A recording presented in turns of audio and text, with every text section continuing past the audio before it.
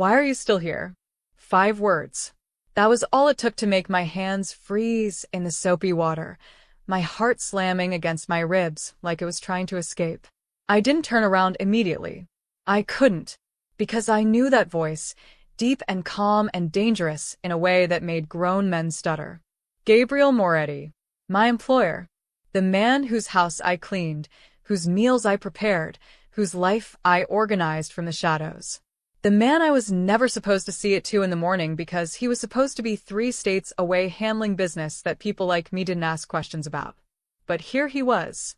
And here I was, elbow deep in dishes that should have been done 8 hours ago, wearing the same uniform I'd put on at 5 that morning, with a fresh burn on my left hand that I'd wrapped in a kitchen towel because I couldn't let anyone see it. You know what's funny about karma? Everyone talks about it like it's this beautiful, mystical force that balances the universe. They say what goes around comes around, that justice finds its way to everyone eventually, that the truth always rises to the surface no matter how deep you try to bury it. But what they don't tell you is how long karma takes. How much you have to endure while you're waiting for it to show up. How many nights you spend wondering if maybe, just maybe, karma forgot about you entirely. My name is Lucia Torres, and this is the story of how I went from being invisible, terrified maid scrubbing dishes at 2 in the morning to the woman who brought down an empire of lies. But let me tell you, before I got there, I had to survive hell first. Hey, how are you doing? I hope you're somewhere comfortable right now, maybe curled up with a warm drink or taking a break from your day. Wherever you are, whatever the weather is like, I'm glad you're here because this story, this experience I'm about to share with you, it changed everything about how I see strength, love, and survival. And I have a feeling it might change something in you too. Before we dive deep, do me a favor. If you're enjoying this already, hit that like button. Subscribe if you haven't yet because trust me, you're going to want to hear how this ends. Share this with someone who needs to hear a story about finding strength when you thought you had none left. And comment below, tell me where you're watching from, what time it is for you right now. I love knowing that we're all connected through these stories, no matter where we are in the world. But let me start from the beginning, from the moment 6 months ago, when I thought I'd found the answer to all my problems. I was 24 years old when I took the job at the Moretti estate. 24 and desperate in a way that makes you ignore every single red flag waving in your face. My mother was sick. Not the kind of sick where you take some medicine and rest for a week. The kind of sick where doctors use words like aggressive and terminal and experimental treatments that cost more than most people make in a lifetime. I had been working 3 jobs. Waitressing at a diner from 6 in the morning until 2 in the afternoon. Cleaning offices from 3 until 7 in the evening. And doing data entry from home until midnight, sometimes later, my eyes burning from staring at the computer screen. I was making enough to cover rent and food and some of her medications, but not enough for the treatment she needed. Not even close. Then I saw the job posting. Live in housekeeper for private estate. The salary was 3 times what I was making from all 3 jobs combined. Room and board included. 1 employer, 1 location, 1 chance to actually save my mother's life. I should have known it was too good to be true. I should have asked more questions during the interview.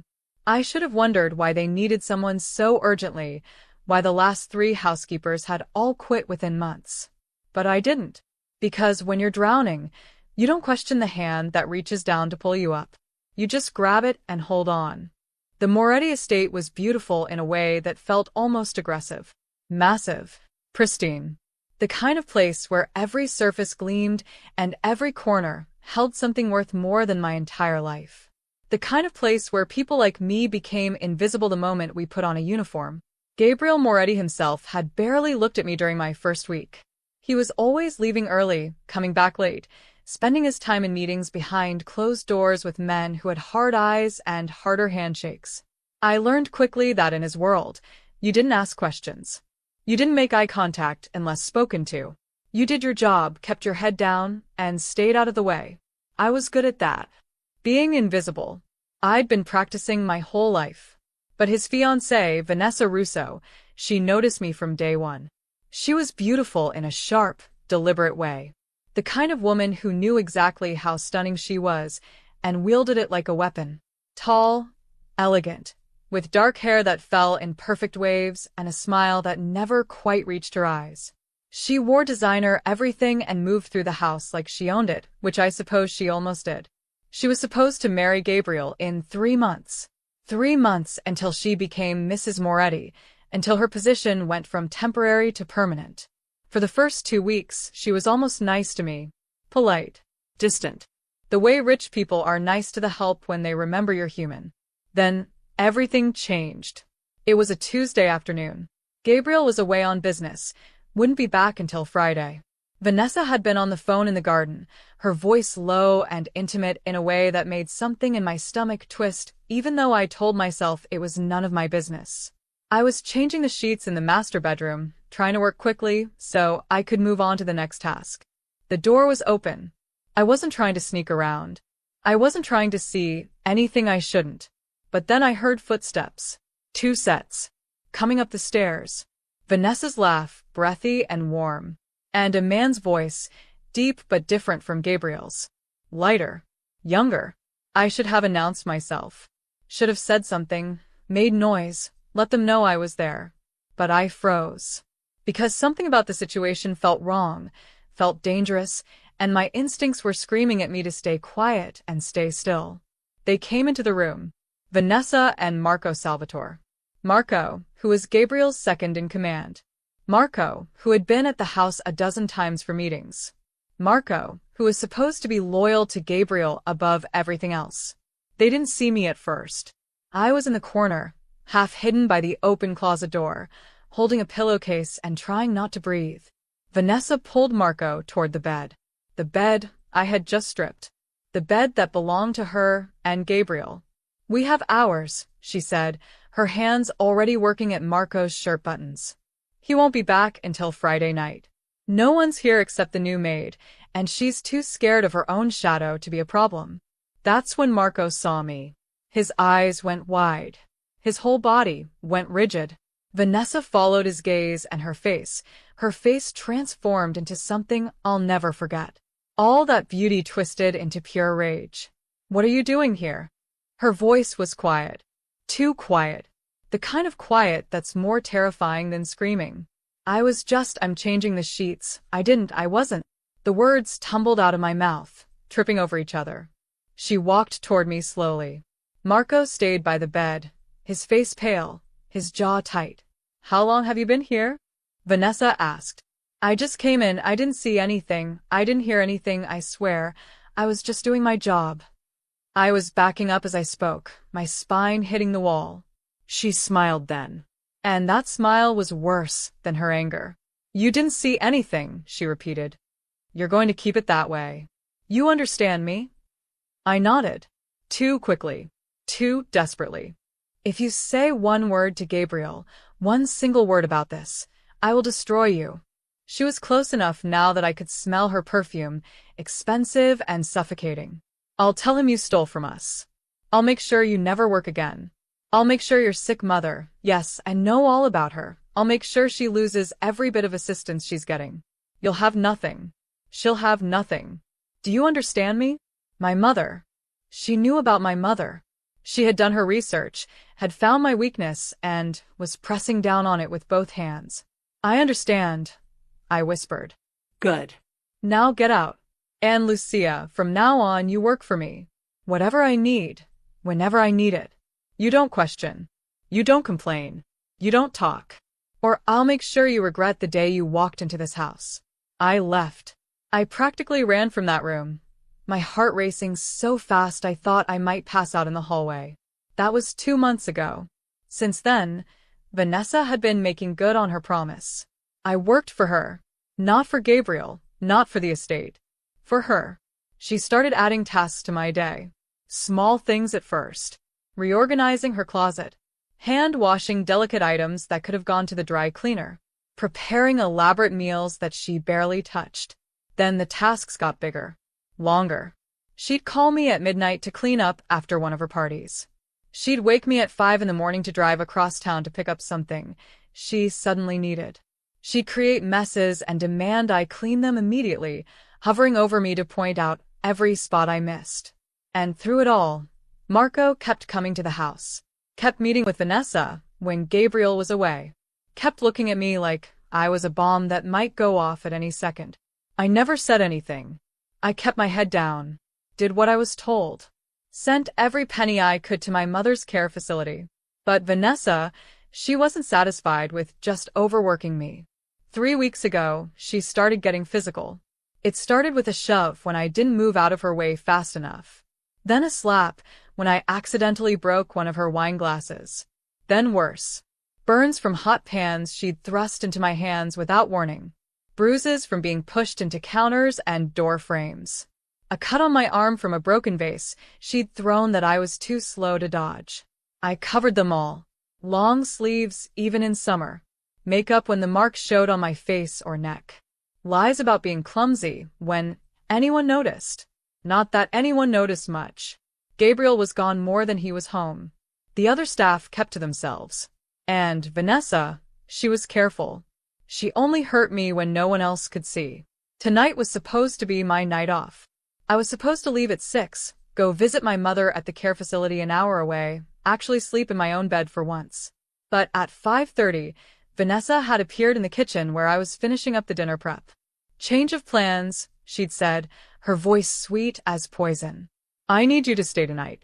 Gabriel's coming back early, and I want everything perfect. You'll deep clean the kitchen, organize the wine cellar, and prep breakfast for tomorrow. Should only take you until, maybe 3 or 4 in the morning. But I have plans, I'd said before I could stop myself. I was supposed to visit your mother? Vanessa's smile widened. How is she doing? Still fighting that nasty cancer? Would be such a shame if something happened to interrupt her treatment. The threat was clear. It was always clear. So I stayed. I worked through the evening, through the night. My body ached. My hands were raw. The fresh burn on my left hand from earlier that day, when Vanessa had deliberately bumped my arm while I was taking a pan out of the oven, throbbed with every movement. By 2 in the morning, I was washing the last of the dishes. Moving on autopilot. Too tired to cry, too angry to quit, too trapped to do anything but keep going. That's when I heard footsteps behind me. That's when I heard his voice. Why are you still here? I turned slowly, carefully arranging my face into something neutral, something that wouldn't give away the fear coursing through my veins.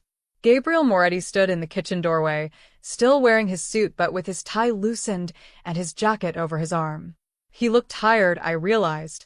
There were shadows under his eyes that I'd never noticed before, probably because I'd never been this close to him, never looked at him directly for more than a few seconds.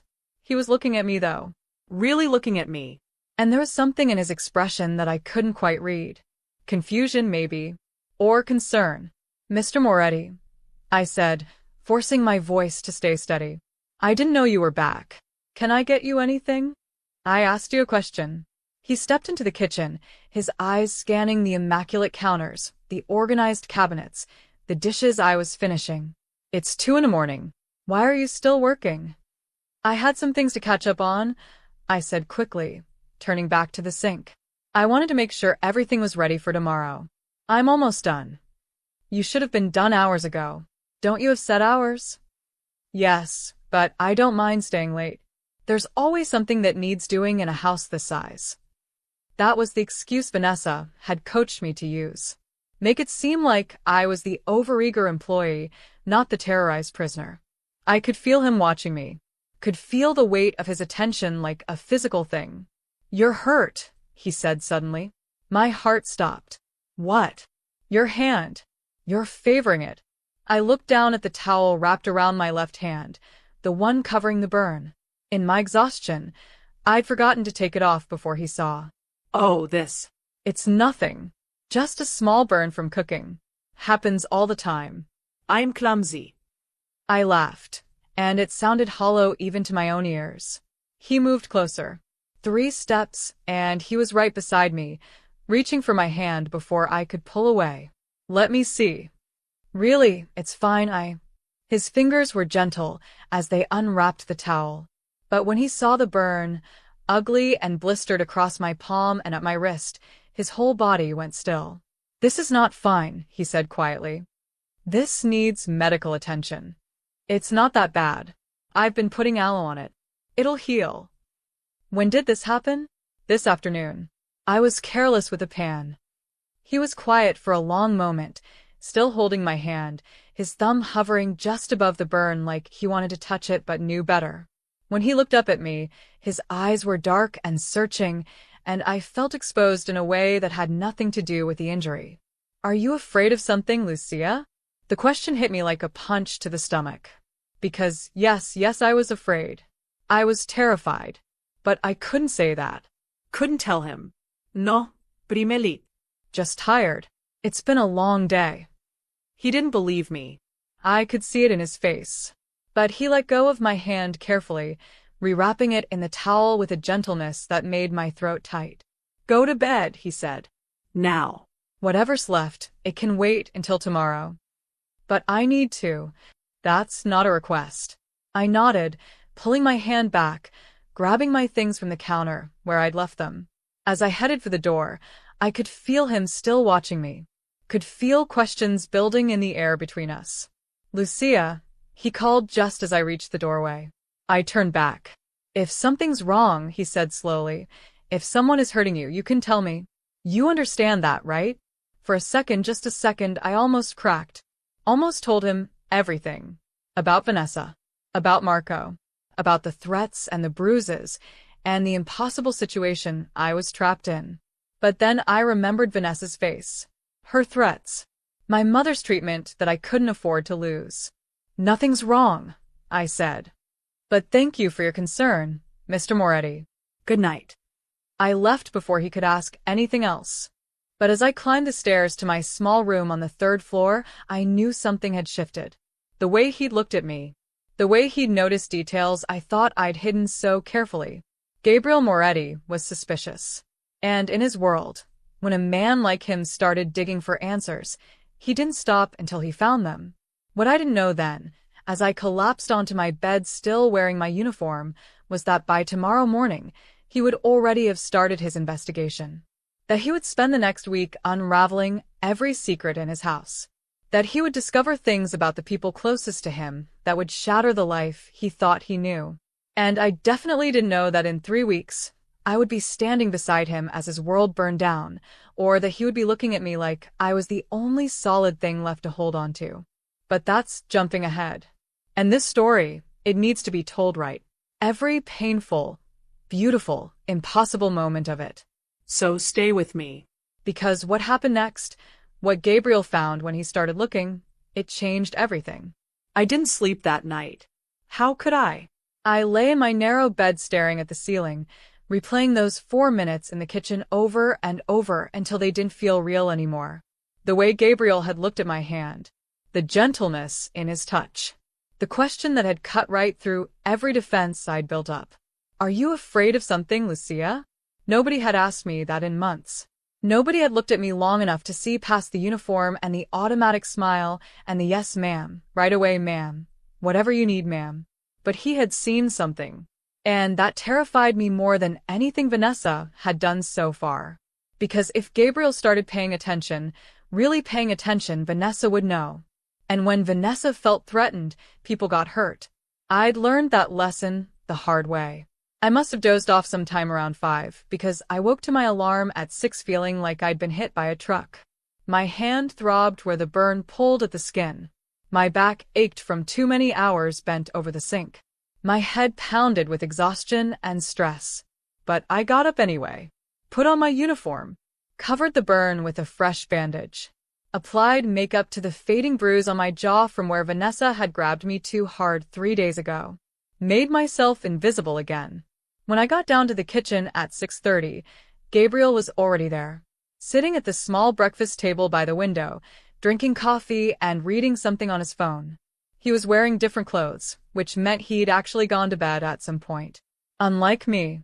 He looked up when I entered. Good morning. Good morning, Mr. Moretti. I moved toward the coffee maker, trying to act normal, trying to pretend my heart wasn't racing. I'll have breakfast ready in 20 minutes. What would you like? Whatever you were planning to make is fine. He paused. How's your hand? Better. Thank you for asking. Lucia, sit down for a minute. I froze. Employers didn't ask the help to sit down. Employers gave orders and expected them to be followed and never invited you into their space like an equal. I really should start breakfast. Miss Russo will be down soon, and Vanessa doesn't wake up before 9. We both know that. Seek. There was something in his voice, not quite an order, but not quite a request either. The tone of a man used to being obeyed. Iset. Perched on the edge of the chair across from him, like a bird ready to fly away at the first sign of danger. He put his phone down and looked at me. Really looked at me. And under that gaze I felt stripped bare, like he could see every secret I was trying so hard to hide. "How long have you been working here?" he asked. 6 months. Almost 7. And in that time, have I been fair to you? Have I given you any reason to feel unsafe in this house? The questions confused me. You've been very fair, Mr. Moretti. I have no complaints. Then why do you look at me like you're waiting for me to hurt you? The air left my lungs. I don't. I'm not. You flinch every time I move too quickly. You apologize for things that don't need apologies. Last night you could barely meet my eyes. That's not the behavior of someone who feels safe. I didn't know what to say. Couldn't figure out what answer would satisfy him without revealing too much. I'm just tired. I finally managed. It's been a busy week. Because Vanessa has been giving you extra work. It wasn't a question. It was a statement. Like he already knew. Miss Russo has certain standards. I'm happy to meet them. At 2 in the morning? Sometimes maintaining a household this size requires irregular hours. He leaned back in his chair, still watching me with those dark, calculating eyes. You're lying to me. I'm not. You are. And you're scared. What I can't figure out yet is what you're scared of. Or who. Before I could respond, we both heard footsteps on the stairs. Quick, light, feminine. I stood immediately, smoothing down my uniform. I should start breakfast. This conversation isn't over, Gabriel said quietly. But it had to be, because Vanessa appeared in the doorway, beautiful and perfectly put together even at 7 in the morning, and her eyes went immediately to me standing near her fiancé's table. "Lucia," she said, her voice bright and sharp as broken glass. "Why aren't you working? We have guests coming for lunch, and the house is a disaster." "I was just starting breakfast, Miss Russo." "Well, hurry up. And after breakfast, I need you to reorganize the entire dining room. Everything. China, crystal, linens. I want it all cleaned and resorted." "That's at least an 8-hour job," Gabriel said, standing up. "She can't do that and prepare for lunch guests." Vanessa's smile didn't waver, but something cold flashed in her eyes. "Then I guess she'll have to work quickly. That's what we pay her for, isn't it? To work. We pay her to maintain the household, not to do impossible tasks on no sleep." "How do you know she had no sleep?" Vanessa moved closer to him, her hand sliding up his arm in a gesture that looked affectionate but had claws underneath. "Have you been checking on the help, darling? I came home at 2 in the morning and found her still working. She had a serious burn on her hand that should have been treated hours earlier. So yes, I'm concerned about how we're treating our staff." Vanessa's eyes cut to me, for just a second. A warning. A threat. Then back to Gabriel, soft and sweet. "Oh, the burn. Lucia told me about that." So clumsy, aren't you, dear? I keep telling you to be more careful around the stove." "Yes, Miss Russo. I'm sorry, Miss Russo." "See." Vanessa smiled at Gabriel. It was her own carelessness. And as for the late hours, I gave her the option to leave, but she insisted on staying to finish. She's very dedicated. That's why we hired her. The lie was so smooth, so believable. And I couldn't contradict it. Couldn't say anything to expose it. Gabriel looked at me. Is that true? This was the moment. The choice. Tell the truth and risk everything, or keep lying and stay trapped. I thought of my mother, of the treatment she was getting, of the facility that was keeping her alive. "Yes, Mr. Moretti. That's true."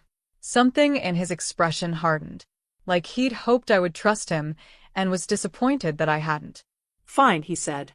"But from now on, no one works past 10 at night unless it's an emergency."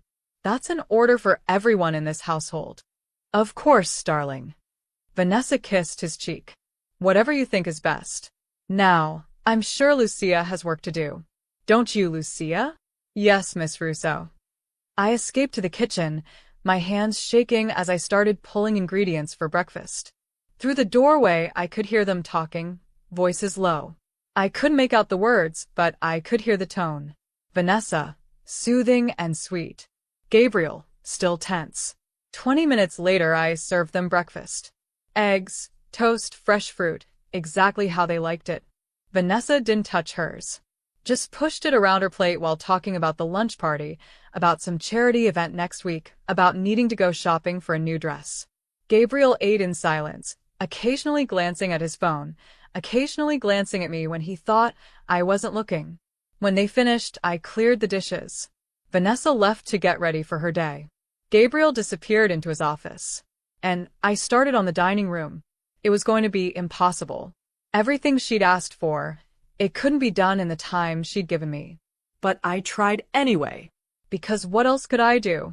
I was 3 hours in, covered in dust from pulling down the high china, when Marco showed up. He let himself in through the back door, like he always did. Like he had every right to be there. When he saw me in the dining room, he stopped.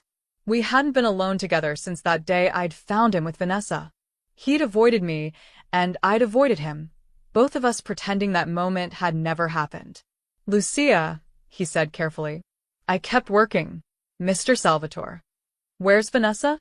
Upstairs. Getting ready. He should have left then. Should have gone to find her. But instead he stepped into the dining room, closing the door behind him. We need to talk, he said. I have work to do. This is important. He moved closer, and I instinctively stepped back, my shoulder blades hitting the china cabinet. You know what you saw. You know what could happen if you told Gabriel. I'm not going to tell anyone anything. Vanessa doesn't trust you. She thinks you're looking for an opportunity to expose her. I'm not. I just want to do my job and be left alone. That's not how Vanessa operates. She needs to know you're completely under control. His voice dropped lower. She's planning something. I don't know what, but she's getting paranoid. More aggressive. You need to be careful. Why are you telling me this? He ran a hand through his hair, looking genuinely distressed for the first time. Because I'm not a monster. I know what she's doing to you. I see the marks. I hear how she talks to you when she thinks no one's listening. Then why don't you stop her? Because I can't. The admission seemed to cost him something. I'm in too deep. She has things on me, evidence of things I've done that would destroy my life if they came out. I'm as trapped as you are. That's not my problem. It is when she's using me to threaten you. When she says she'll have me hurt you if you step out of line. She's done it before, Lucia. The last maid who worked here, the one who quit suddenly, Vanessa had me arrange an accident for her. Nothing fatal, just enough to scare her into silence. I don't want to do that to you. Ice ran down my spine. You're saying if I don't stay quiet, you'll hurt me. I'm saying you need to be more careful. Vanessa noticed Gabriel talking to you this morning. She's already suspicious. Don't give her a reason to act. I'm not giving anyone any reasons for anything. I'm just trying to survive. Then keep surviving. Keep your head down. And whatever you do, don't trust Gabriel to protect you.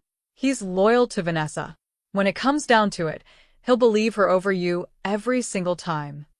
He left through the back door, leaving me alone with china cabinets and crystal and the crushing weight of knowing that even the people who felt guilty about what was happening to me wouldn't actually help. I worked through lunch, through the afternoon. When the guests arrived at 1, Vanessa was the perfect hostess. Charming and elegant and gracious. She introduced me to everyone as our wonderful housekeeper, and didn't mention that I'd been working for 14 hours straight with one short break. Gabriel spent most of the party in his office taking calls. When he did appear, he was quiet, watchful. I caught him looking at me twice, his expression unreadable. The guests left at 4. Vanessa disappeared upstairs for a nap, and I was still in the dining room, putting away the last of the reorganized china, when Gabriel appeared in the doorway. You've been working all day, he observed. The dining room's finished. Everything's reorganized like Miss Russo wanted. Show me your hand. Mr. Moretti. Show me. I held out my bandaged hand. He took it carefully, unwrapping the gauze I'd changed at lunch. The burn looked worse than yesterday. Angrier. More painful. This should have been seen by a doctor, he said quietly. Why didn't you say something? I didn't want to be any trouble. You're not trouble. You're injured. He rewrapped my hand with surprising skill. I'm calling our doctor. He'll come by tomorrow to look at this. That's really not necessary. It's not a suggestion. He was still holding my hand. Both of us were very aware of it. Why do you flinch every time Vanessa enters a room? He asked suddenly. The question caught me completely off guard. I don't. You do. I've been watching you today. Every time she comes near you, your whole body tenses. Like you're expecting to be hit. Mr. Moretti, I really don't think. Has she hit you? The question hung in the air between us. Heavy. Dangerous. I wanted to tell him yes. Wanted to show him every bruise, every scar, every mark she'd left on me. Wanted to beg him to help me, to save me, to make it stop. But I thought about my mother, about the threats, about what Vanessa would do if I broke now. No, primelit. She hasn't. You're misreading the situation. He studied my face for a long moment. You're protecting someone. Or protecting yourself. I can't tell which yet. There's nothing to protect anyone from. I'm fine. Everything's fine. Then why are you crying? I touched my face and realized tears were running down my cheeks. I hadn't even felt them start. I'm just tired, I vispred. Lucia. He reached up like he was going to wipe away the tears, then stopped himself, dropped his hand, stepped back. I can't help you if you won't tell me the truth. I'm not asking for help. Maybe you should be. Before I could respond, Vanessa's voice called from upstairs. Gabriel, are you down there? I need you. He looked at me for one more second. Then he turned and left, leaving me alone in the dining room with my lies and my fears and the growing certainty that everything was about to fall apart. Because here's what I didn't understand yet. Gabriel Moretti hadn't gotten to where he was by accepting the easy answers. He'd built an empire by finding the truth that other people tried to hide, by following instincts that told him when something was wrong. And his instincts were screaming at him now. That night, after everyone else had gone to bed, Gabriel went into his private office and pulled up the security camera feeds. He rewound through the last week, watching, learning. He saw me working at midnight, at 1 in the morning, at 2. Saw Vanessa giving me orders and walking away with a smile. Saw Marco showing up at odd hours when Gabriel was away. The cameras didn't show him everything. They couldn't capture the bruises under my sleeves or the threats whispered in corners. But they showed him enough to know something was very, very wrong in his house. And when Gabriel Moretti knew something was wrong, he didn't stop digging until he found the rot. But I didn't know that yet. Didn't know he'd already started his investigation. Didn't know that every lie I told to protect myself was just making him more determined to uncover the truth. I just knew that when I finally made it to my room that night at 11:30, exhausted and hurting and scared, I found a note slipped under my door. It was in Vanessa's handwriting. Just 4 words. I'm watching you. Always.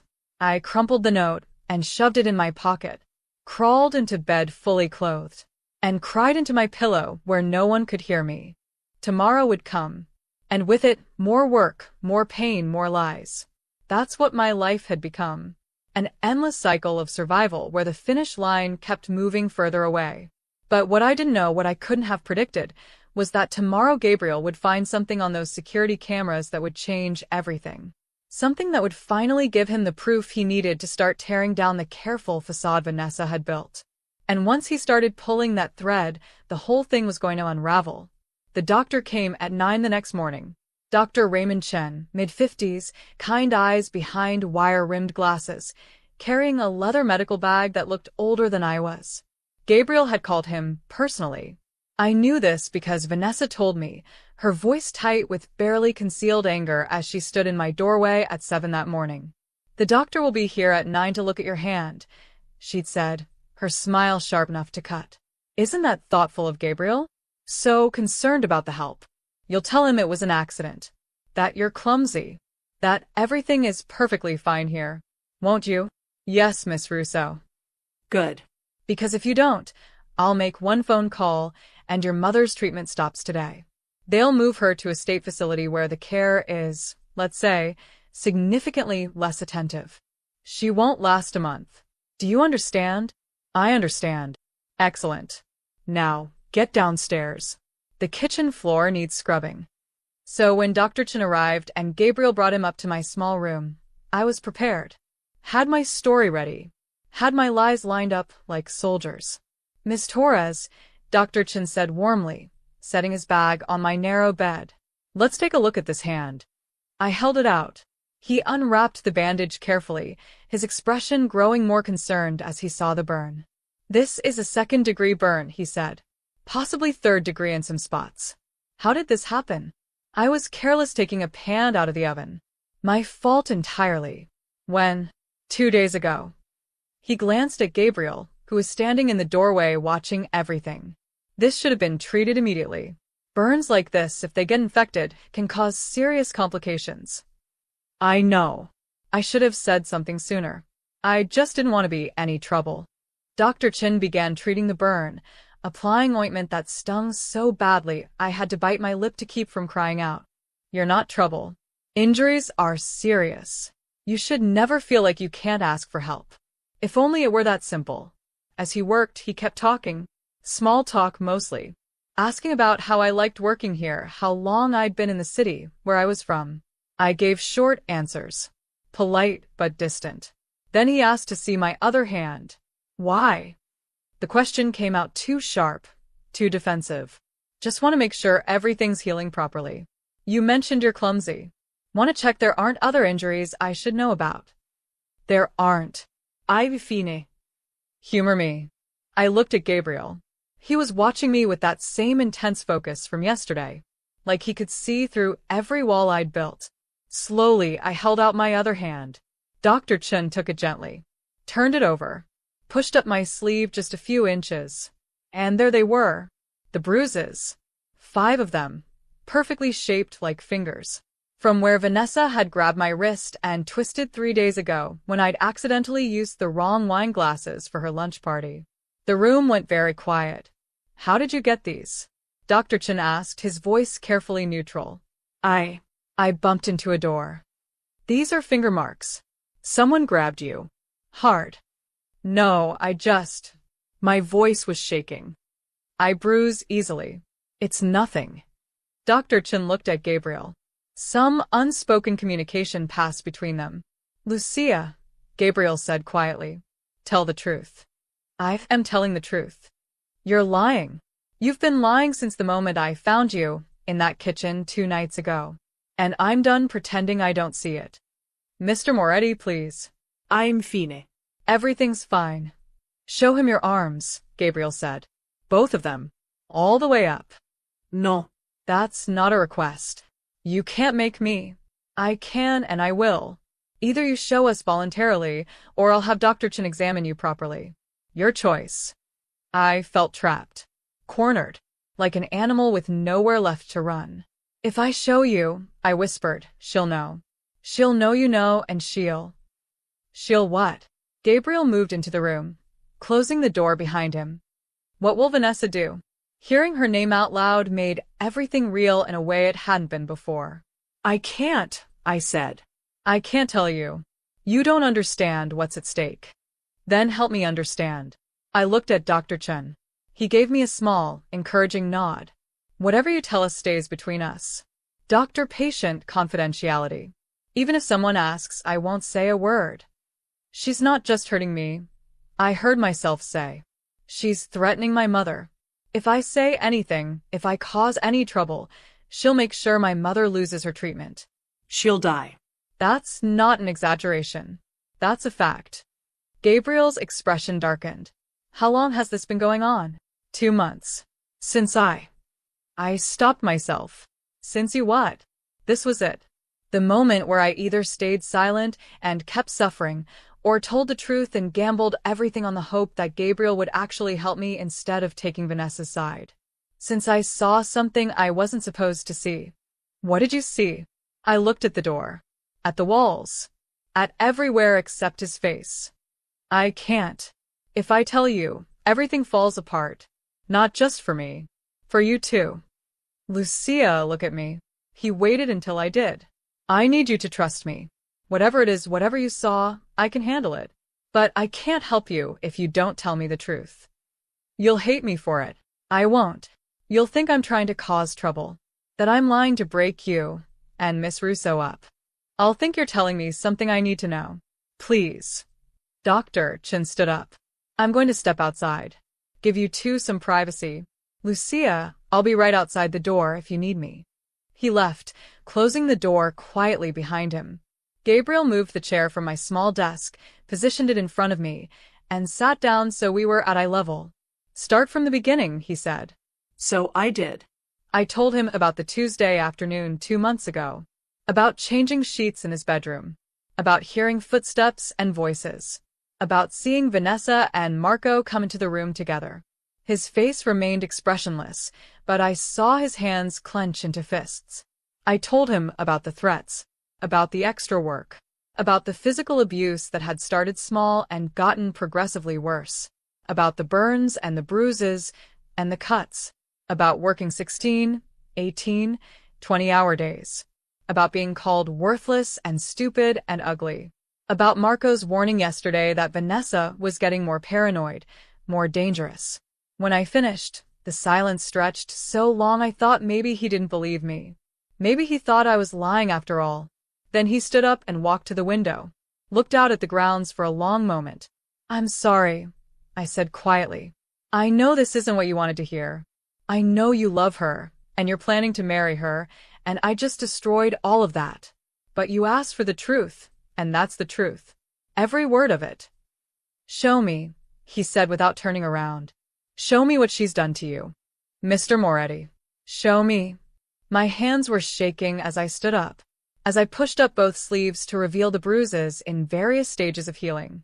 Yellow, purple, green. Finger marks and grip marks and impact marks.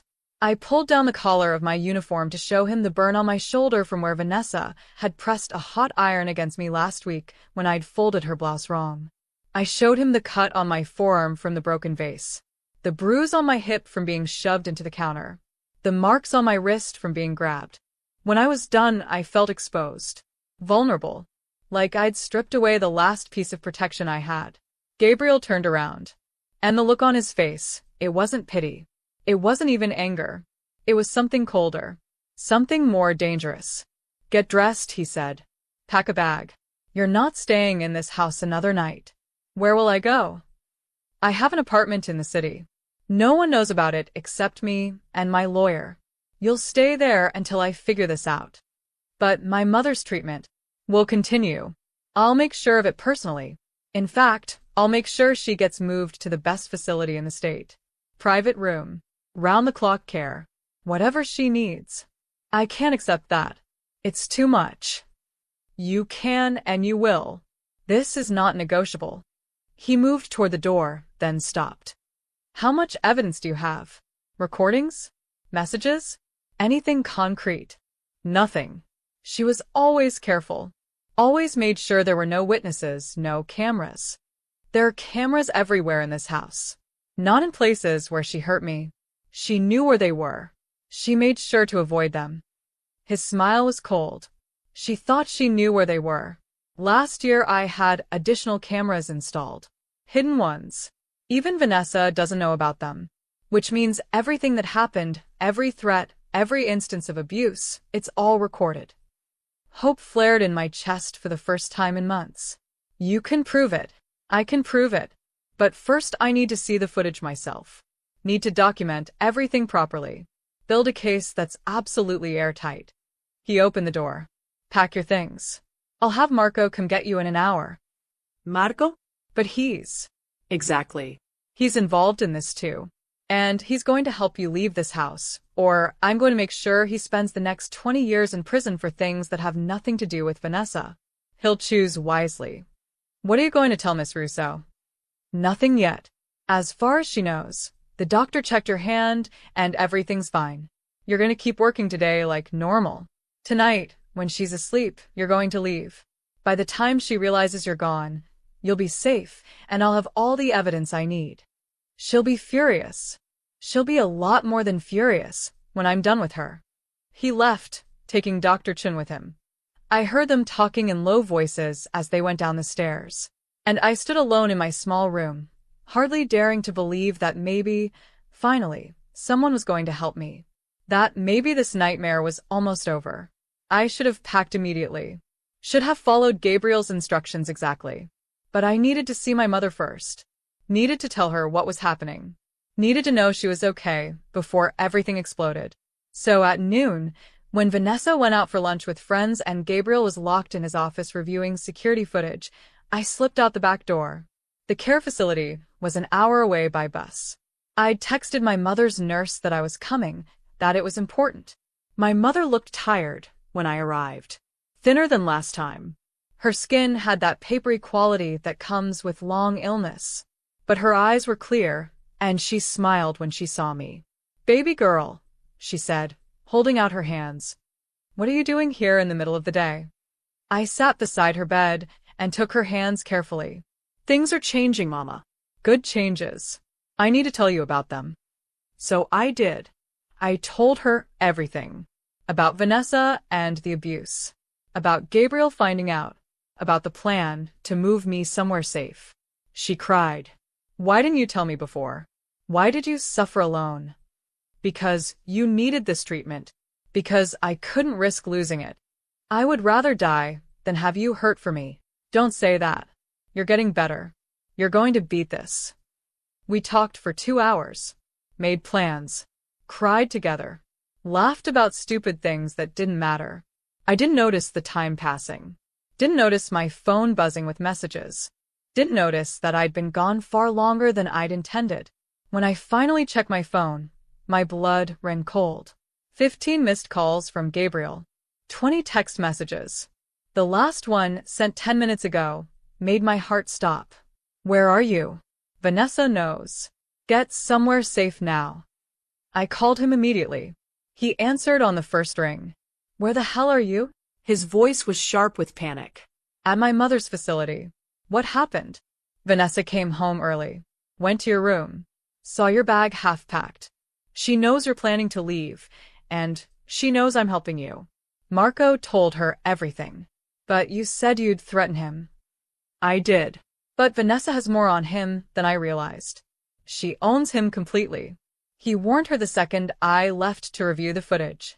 Now she's threatening to disappear you before I can get to you." "What's the address of that facility?" I told him. "Stay there. Stay in public areas where there are witnesses. I'm coming to get you right now. I'm 20 minutes away." "What about my mother?" "I'll arrange security for her too. Just don't move. Don't go anywhere alone. Don't." The line went dead. I pulled the phone away from my ear. The call had dropped. I tried calling back. Nothing. No signal. That's when I noticed the man standing near the nurse's station. Tall, broad-shouldered, wearing a dark suit. He was watching me, and I recognized him. I'd seen him at the house before. One of Marco's associates. He started walking toward me. I ran. Through the halls of the facility, my footsteps echoing on linoleum. Past startled nurses and confused visitors. Out the back door, into the parking lot. I could hear him behind me.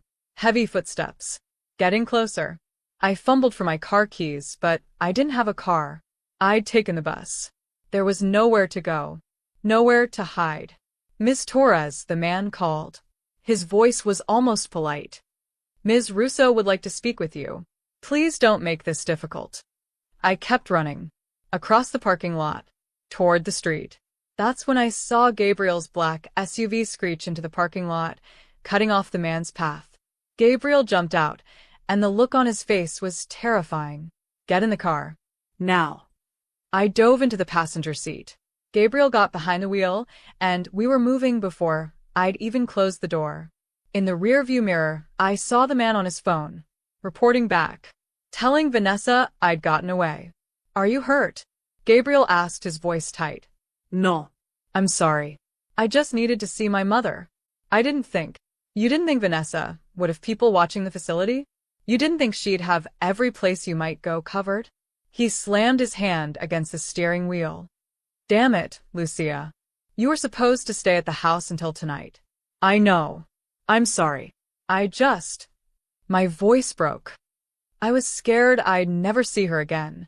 His expression softened slightly. You will. I promise you.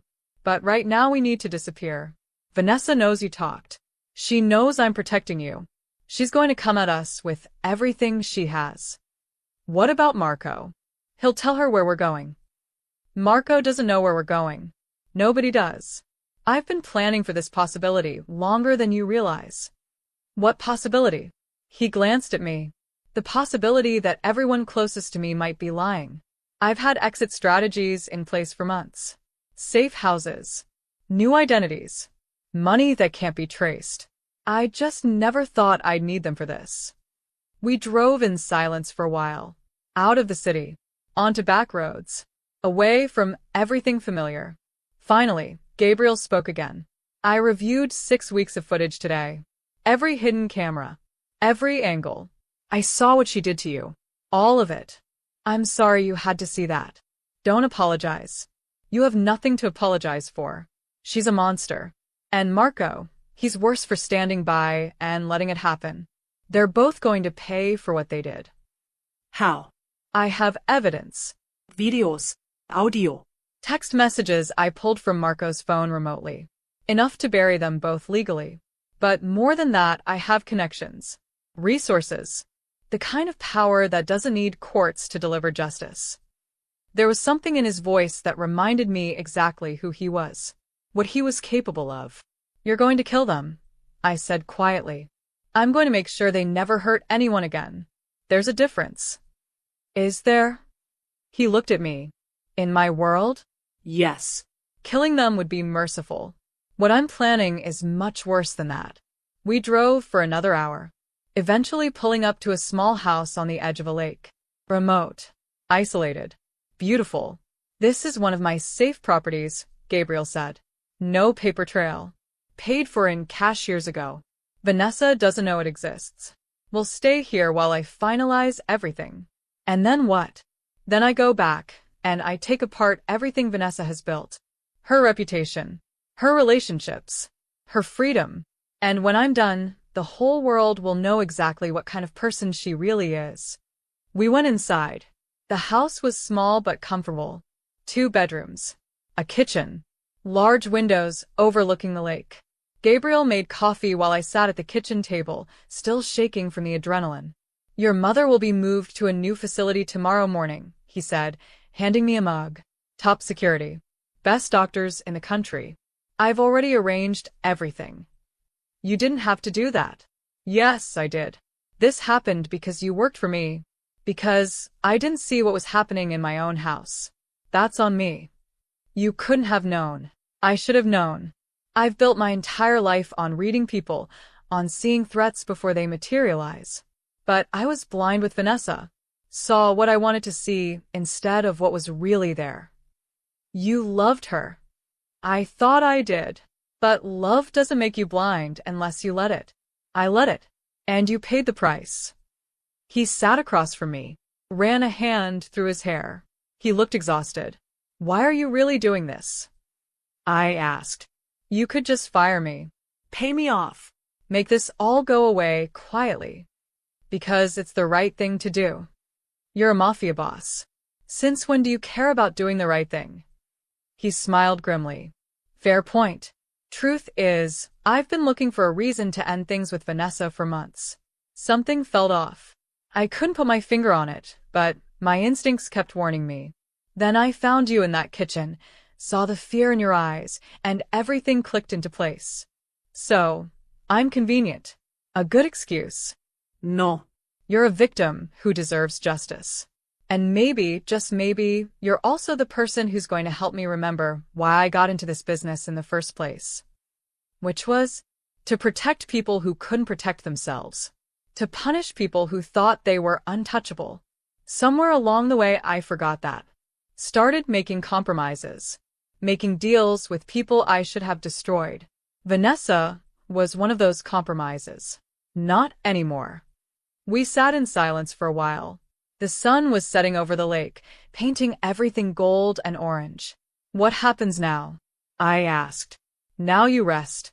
Heal. Let me handle everything else. I want to help. You've already helped by telling me the truth. The rest is my job. She's not going to just let this go. She'll come after me. After my mother. She'll destroy everything she can. Let her try. His eyes were hard as stone. I've been playing nice for too long. It's time people remembered who I am and what I'm capable of. Vanessa's about to learn that lesson the hard way. That night, I slept in a real bed for the first time in months without fear. Without waiting for footsteps outside my door. Without bracing myself for morning and all the pain it would bring. And in the other room, Gabriel sat at a laptop, methodically building the case that would destroy Vanessa Russo and Marco Salvatore. He had the evidence. He had the motive. He had the power. All he needed now was the perfect moment to strike. And that moment was coming faster than any of us realized. Because Vanessa Russo wasn't the type to sit back and wait for judgment. She was the type to attack first, ask questions never. And she'd just realized that the two people who could destroy her were hiding together somewhere beyond her reach. That made us both targets. And in Vanessa's world, targets didn't last long. I woke up to the smell of coffee and the sound of Gabriel's voice, low and intense, coming from the living room. It took me a moment to remember where I was. To remember that I was safe. That I'd actually escaped. The clock on the nightstand said 8 in the morning. I'd slept for almost 12 hours. My body still ached, but it was a different kind of ache now. The ache of finally being able to rest instead of the ache of constant abuse. I got up slowly, changed into clean clothes that Gabriel must have brought in while I was sleeping. Simple things. Jeans and a sweater.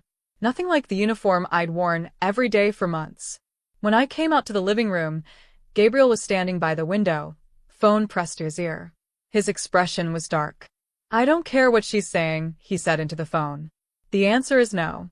She doesn't get access to anything until I say so. A pause.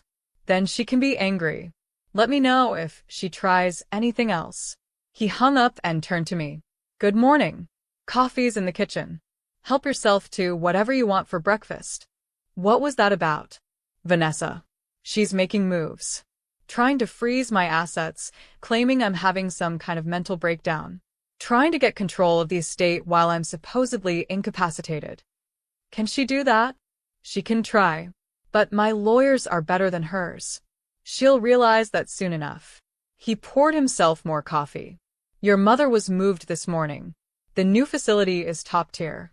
I spoke with her doctor myself. She's settled in and asking about you. Relief flooded through me. Thank you. For everything. Don't thank me yet. This is far from over. He was right. Over the next 3 days, Vanessa launched a full-scale campaign to find us and destroy whatever evidence we might have. She reported me as a thief to the police, claiming I'd stolen jewelry and cash before disappearing. Gabriel had to call in favors to get those charges dropped before they went anywhere. She went to the media, spinning a story about how her fiancé had been seduced by a manipulative maid who was now blackmailing them. That one was harder to contain. By the second day, my photo was on gossip websites with headlines like Homewrecker Housekeeper and Maid Scheme to Steal Mafia Boss. Don't read that garbage, Gabriel said when he caught me looking at my phone. None of it's true, and everyone who matters knows it. Everyone who matters believes her. She's convincing. I've seen her lie before. She's good at it. She's good at lying to people who want to believe her. But I have evidence. Video evidence. The kind that doesn't lie. When are you going to release it? When the time is right. When it will do the most damage. Vanessa's building herself up right now, making herself the victim. The higher she climbs, the harder she'll fall. But waiting was torture. Every day that passed felt like giving Vanessa more ammunition. More time to turn people against us. More time to plan whatever she was planning. On the 4th day, Marco showed up. I was in the kitchen making lunch when I heard a car pull up. Looked out the window and saw Marco's familiar vehicle. My heart started racing. Gabriel, I called. Marco's here. Gabriel came out of the office where he'd been working. His expression was calm, but I saw his hand move to the gun he kept holstered under his jacket. Stay inside, he said. Lock the door behind me. What if it's a trap? Then I'll handle it. Lock the door. He went outside. I locked the door and watched through the window, my heart pounding. Marco got out of his car slowly, hands visible. No weapons that I could see. They talked for several minutes. I couldn't hear what they were saying, but I could see the tension in both their bodies. Marco was gesturing, explaining something. Gabriel was still listening, calculating. Then Marco handed him something. An envelope. They talked for few more minutes. Then Marco got back in his car and left. Gabriel came back inside, the envelope in his hand. What was that? I asked. Marco's attempt at redemption. He opened the envelope and pulled out a stack of papers. Financial records. Proof that Vanessa's been embezzling from my businesses for months. Moving money into offshore accounts under fake names. She's been planning her exit strategy for a while. Why would Marco give you that? Because Vanessa just threw him under the bus. Told the police he's been threatening her. Told them he's dangerous and unstable. She's setting him up to take the fall for everything. So now he's willing to testify against her. Give us everything he knows. Can you trust him? No. But I can verify what he's giving me. And if it checks out, it's one more nail in her coffin. Over the next week, more people started coming forward. Staff members from the estate who'd witnessed Vanessa's behavior but had been too afraid to say anything. Business associates who'd had uncomfortable interactions with her. Even some of her supposed friends who were willing to talk once they realized the tide was turning. Gabriel collected it all. Built his case piece by piece. And through it all, he was different with me. Gentler. More open. We'd have coffee in the mornings and talk about things that had nothing to do with Vanessa or the case. He told me about growing up in his family, about the choices that had led him into this life. I told him about my mother, about the dreams I'd had before everything fell apart. Late at night, when neither of us could sleep, we'd sit by the lake and watch the stars. What will you do after this is over? He asked me one night. I don't know. Find another job, I guess. Try to rebuild some kind of normal life. You could work for me. Legitimately. Not as a maid. I have businesses that need good people. I don't know anything about business. You're smart. You're observant. You survived 2 months of hell without breaking. That's more valuable than any degree. I looked at him. In the moonlight, he looked younger.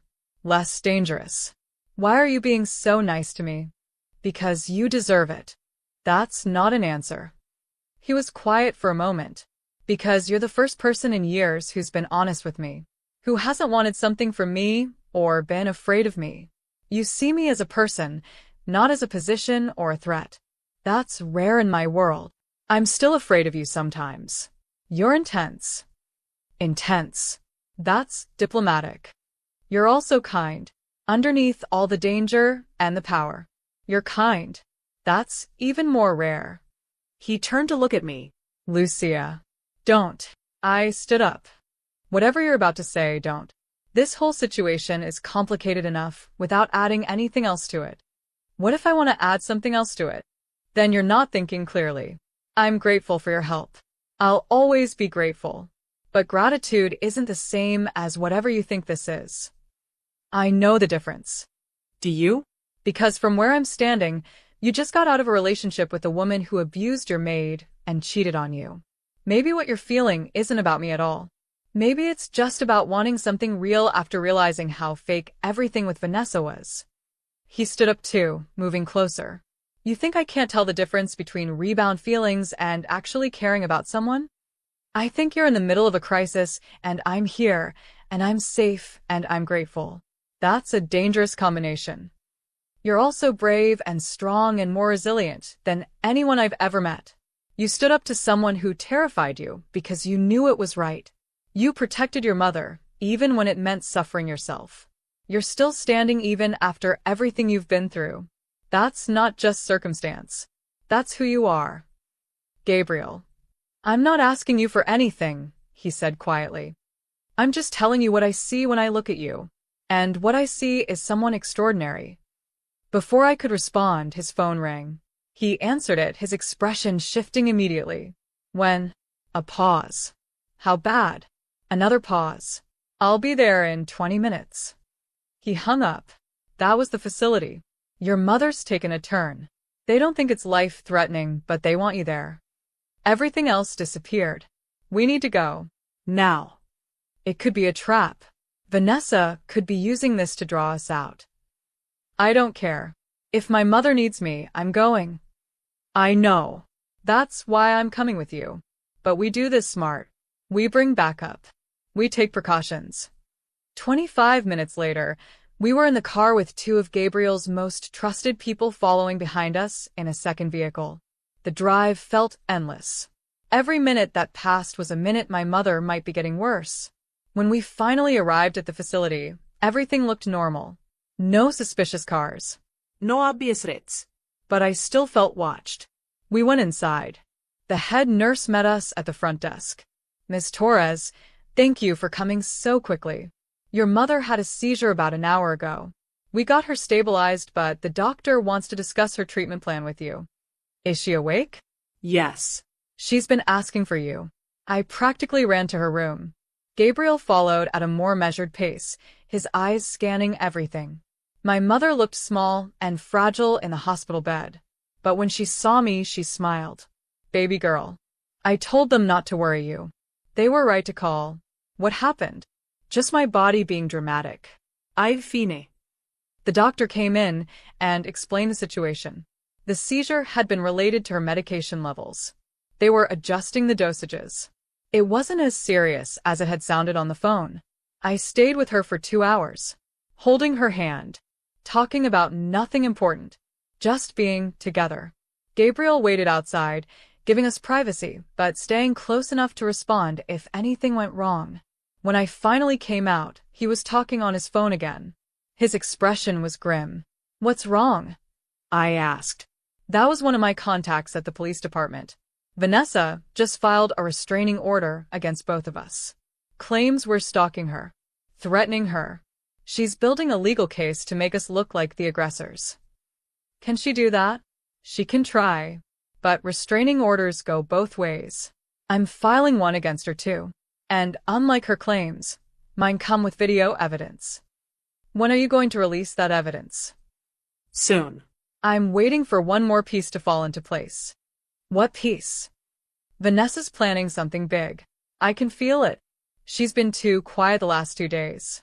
Too cooperative with my lawyers. That's not her style. She's setting something up, and I need to know what it is before I make my move. We drove back to the safe house in silence. I was exhausted from the emotional roller coaster of the day. Gabriel was tense, clearly working through scenarios in his head. When we got back, there was a package on the doorstep. Gabriel stopped me before I could get close to it. Stay back. What is it? I don't know. But I didn't order anything and no one should know we're here. He called one of his security people. They came and examined the package carefully. Finally opened it. Inside was a tablet. Just a tablet, already powered on. The screen showed a video. Pre-recorded. Vanessa's face filled the frame. She was smiling. Hello, Gabriel. Hello, Lucia. I hope you're enjoying your little hideaway. Did you really think I wouldn't find you? I've known where you were since day 2. I have people everywhere. People loyal to me, not you. Gabriel's jaw clenched. I've been very patient, Vanessa continued on the video. Letting you have your little investigation. Letting you gather your evidence. But patience has limits. So here's what's going to happen. Tomorrow at noon, you're going to meet me at the estate. Just you, Gabriel. No lawyers. No security. No Lucia. We're going to have a conversation about how this ends. And if you don't show up, well, I have people at Lucia's mother's facility. It would be such a tragedy if something happened to interrupt her care.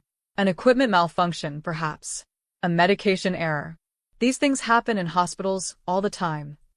The video ended. I felt sick. She's threatening my mother again. She's bluffing. Gabriel said, but his voice was tight. I have security at the facility. She can't get to your mother. You sure about that? She just proved she knows where we are. That she's been tracking us this whole time. What else does she know? Who else has she gotten to? He didn't answer. Because he couldn't. Because Vanessa had just reminded us both that in this game, she was still a player. Still dangerous. I'm going tomorrow, Gabriel said finally. I'll meet with her.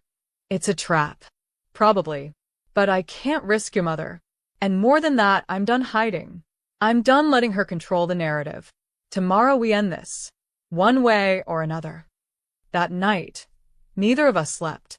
Gabriel was on his laptop and phone, making arrangements, planning for every possible scenario. I sat by the window, watching the lake, wondering if we'd made a terrible mistake by thinking we could beat someone like Vanessa at her own game. Because the truth was, Vanessa had been playing this game her whole life. She knew every dirty trick, every manipulation, every weakness to exploit. And tomorrow, she was going to use all of them. What I didn't know yet, what none of us knew, was that Vanessa had made one critical error. She'd underestimated exactly how far Gabriel was willing to go to protect the people he cared about. And she'd underestimated me. Underestimated how strong I'd become from surviving her abuse. How determined I was to make sure she never hurt anyone again. Tomorrow wasn't going to be the end Vanessa had planned. It was going to be the beginning of her complete and total destruction. But first, we had to survive whatever trap she'd set. And in 12 hours, we'd find out exactly what that trap looked like. The estate looked exactly the same as it had 2 weeks ago. Same pristine lawn. Same imposing gates. Same sense of wealth that felt almost oppressive in its perfection. But everything was different now. Because I knew what happened inside those walls. I knew the monster that lived there wearing designer clothes and a beautiful smile. Gabriel had insisted I stay at the safe house. Had practically ordered me to remain behind while he walked into what we both knew was a trap. I'd agreed. To his face. While crossing my fingers behind my back like a child making a promise she had no intention of keeping. Because there was no way I was letting him face Vanessa alone. Not after everything. Not when she'd spent 2 months making my life hell and was now threatening the only family I had left. So I'd waited exactly 20 minutes after he left. Then I'd taken the second car, the one his security team had left behind. Drove the hour back to the estate. Parked down the road where no one would see. And now I was doing something incredibly stupid. I was sneaking into a house owned by a Mafia boss to spy on a meeting with his psychotic ex-fiancée. My hands were shaking as I approached the back entrance. The one the staff used. The one I'd used every single day for 6 months. The door was unlocked. That should have been my first warning. Vanessa never left doors unlocked. She was paranoid about security. But I was too focused on getting inside to think clearly. Too determined to help Gabriel somehow. I slipped through the kitchen. Everything was quiet. Too quiet. Where was the staff? There should have been someone here. The cook. The other housekeeper. Someone. Voices came from the main sitting room. Gabriel's voice, low and controlled. Vanessa's voice, sharp and triumphant. I crept closer, staying in the hallway where I could hear, but not be seen. You actually came alone, Vanessa was saying. I'm impressed. I thought for sure you'd bring an army. You said no security. I'm honoring that. Now tell me what you want. What I want you to stop this ridiculous investigation. Delete all the footage you have. Admit that Lucia is a liar who seduced you while you were vulnerable. And then we go back to how things were. We get married as planned. You forget this ever happened. Gabriel laughed. Actually laughed. You think I'm going to marry you after everything I've learned? After seeing what you did to Lucia? After finding out you've been stealing from me and sleeping with my second in command? Those are all lies told by a desperate woman trying to break us apart. I have video evidence, Vanessa. Hours of it. You beating her, threatening her, forcing her to work until she collapsed. I watched you press a hot iron against her skin and smile while you did it. There was a pause. When Vanessa spoke again, her voice had changed. Gone was the sweet, reasonable tone. What replaced it was cold. Empty. Then I guess we're past negotiating. We were past negotiating the moment you laid hands on someone under my protection. Under your protection? She's a maid, Gabriel. She's nothing. Less than nothing. The fact that you're willing to throw away everything we built for someone like her just proves how far you've fallen. What we built was a lie. You've been planning to leave me for months. Taking my money. Sleeping with Marco. Setting up your exit strategy. Did you really think I wouldn't find out eventually? I thought I'd be long gone before you figured it out. But then your little maid had to go and develop a conscience. Had to run crying to you with her sob story. So I had to accelerate my timeline. Your timeline for what? For making you irrelevant. I heard movement. Footsteps.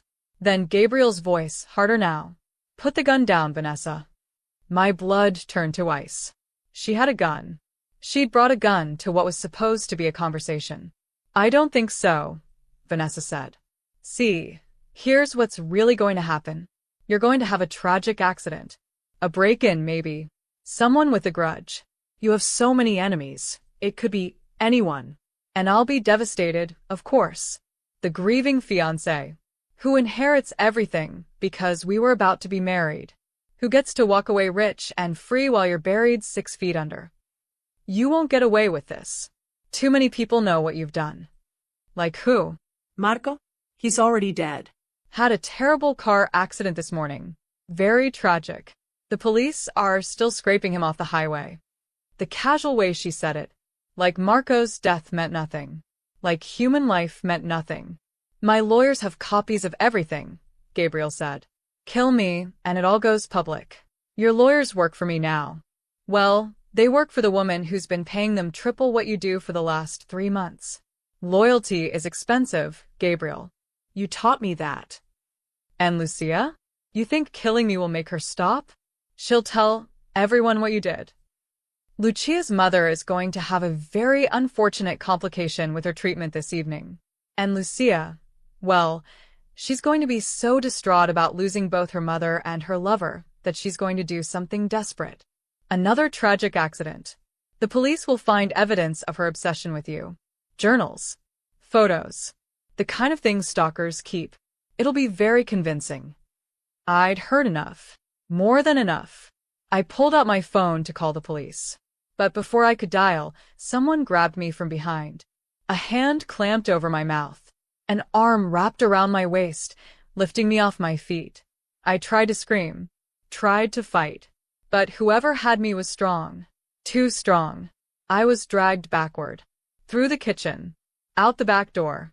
Into the garage where a van was waiting. The hand left my mouth and I sucked in air to scream. I wouldn't, a familiar voice said. Unless you want your boyfriend to die in the next 30 seconds. I turned my head and saw the man who'd tried to grab me at my mother's facility. Vanessa's hired muscle. We've been watching you since you arrived, he said. Ms. Russo knew you couldn't resist playing hero. She was counting on it actually. Makes the whole murder-suicide scenario much more believable when you're both found together. Murder-suicide? That's the story. Obsessed maid kills her employer when he rejects her. Then kills herself out of grief. Very dramatic. The media will eat it up. He pushed me toward the van. I could see someone else inside. Multiple someones. All armed. This was it. The trap Gabriel had known was coming, but had walked into anyway. The moment where everything fell apart. Please, I said.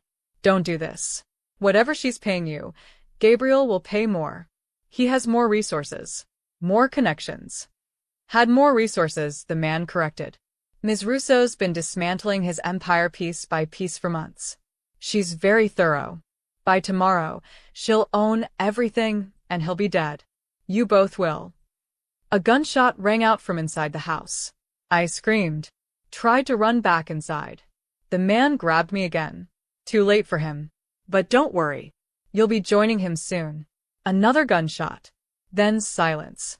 Everything in me shattered. Gabriel was dead. Vanessa had killed him. And I was next. The man started pushing me toward the van again. That's when the garage door exploded inward. Not opened. Exploded. Like something had driven through it at high speed. A black SUV crashed through the splintered door, slammed into the van, sent Vanessa's man flying backward. The SUV doors opened, and armed men poured out. Not Vanessa's men. Gabriel's men. Real security.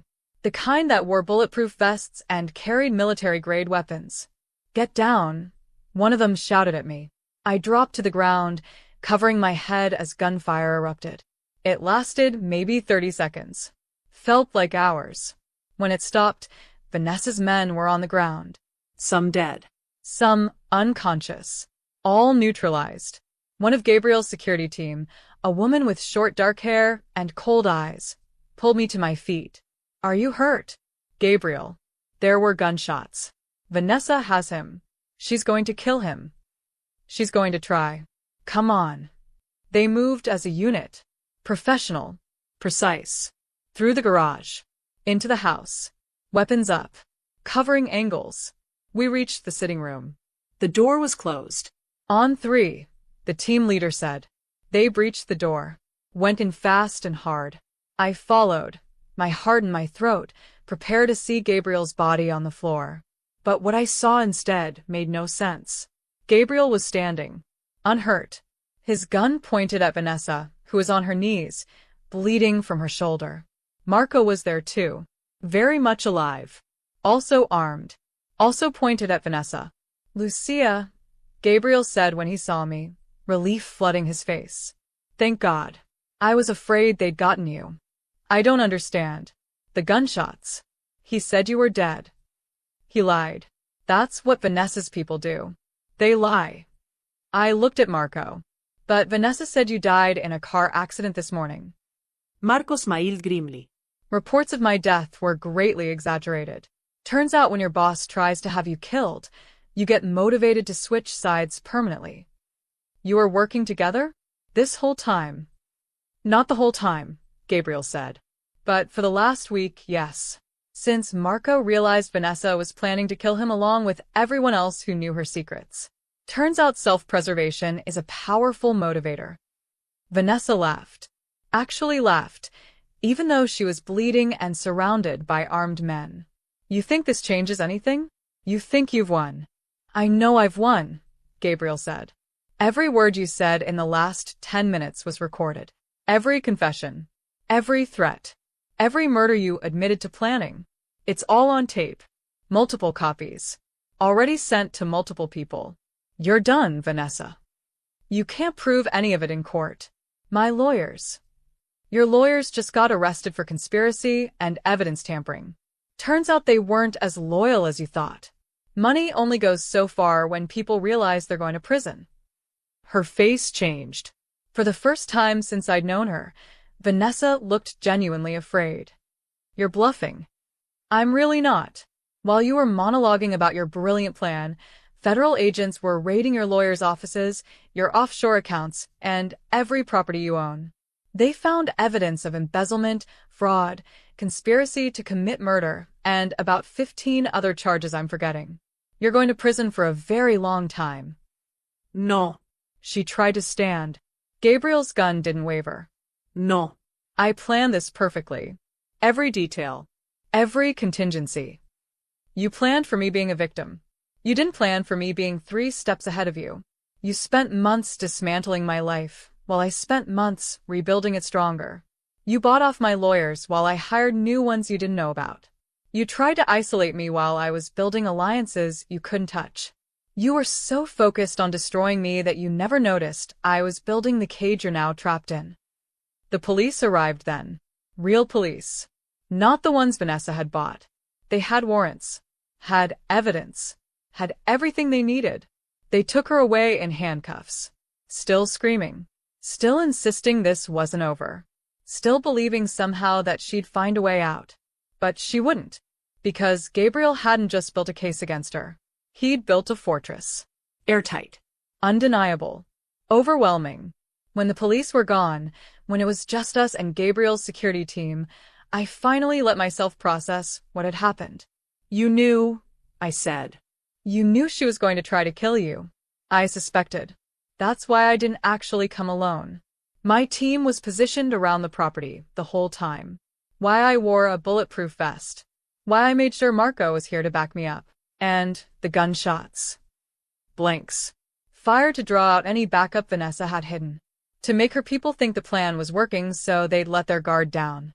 You used me as bait. The realization was cold. Hard. No. I told you to stay at the safe house, specifically so you wouldn't be bait. You decided to come here on your own. That was your choice. You knew I'd come. He was quiet for a moment. I hoped you wouldn't. But yes, I knew you probably would. That's why I had people watching for you. Why we extracted you as soon as you were grabbed. You were never in as much danger as you thought. I could have been killed.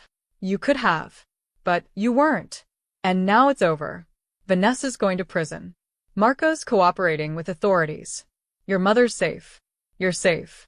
It's done. It should have felt like victory. Like relief. But all I felt was hollow. Empty. I need to see my mother, I said. I'll have someone drive you. No. I'll drive myself. I need to be alone for a while. Lucia. Thank you for saving me. For stopping Vanessa. For everything. But right now, I need space.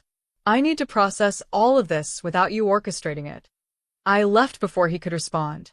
Took the car I'd driven there. Made the hour-long drive to my mother's facility in numb silence. My mother was awake when I arrived. Sitting up in bed. Looking stronger than she had in weeks. Baby girl, she said. I've been watching the news. Is it true? Is it really over? I sat beside her bed and finally, let myself cry. It's over. She held me while I sobbed. While I released 2 months of fear and pain and trauma. While I mourned the person I'd been before all of this started. When I was empty, when I had no tears left, she pulled back and looked at me seriously. What are you going to do now? She asked. I don't know. Find a new job. Find a new life. Figure out who I am when I'm not just surviving. And Gabriel? What about him? Don't play dumb with me. I see how you talk about him. How your face changes when you say his name. That man loves you. And unless I'm very wrong, you love him too. He's my employer. Was my employer. It's complicated. Love is always complicated. That doesn't make it less real. He put me in danger. Used me as part of his plan. He saved you. Saved me. Brought down the woman who tortured you. Yes, his methods were questionable. But the results speak for themselves. I don't know if I can trust him. Trust anyone after everything that happened. Then take your time. Figure it out. But don't run away from something real just because you're scared. You've been scared for months. Don't let Vanessa win by making you too afraid to live. I stayed with my mother for hours. Talking. Planning. Beginning to imagine a future that wasn't defined by fear. When I finally left, the sun was setting. I drove back to the safe house slowly, not sure what I'd find there. Gabriel's car was in the driveway. He was sitting on the porch when I pulled up. 2 mugs of coffee beside him. Waiting. I wasn't sure you'd come back, he said when I approached. I wasn't sure either. I'm sorry. For putting you at risk. For not telling you the full plan. For making you feel like a pawn instead of a partner. Why didn't you tell me? Because I needed your reactions to be genuine. Needed Vanessa to believe you didn't know what was really happening. If she'd suspected you were acting, the whole thing would have fallen apart. So, you let me think you were going to die. Yes. And I'll regret that for a long time. But I don't regret the outcome. Vanessa's going to prison for 25 years minimum. Your mother's getting the best care possible. You're free. That's all I cared about. I sat down beside him. Took one of the coffee mugs.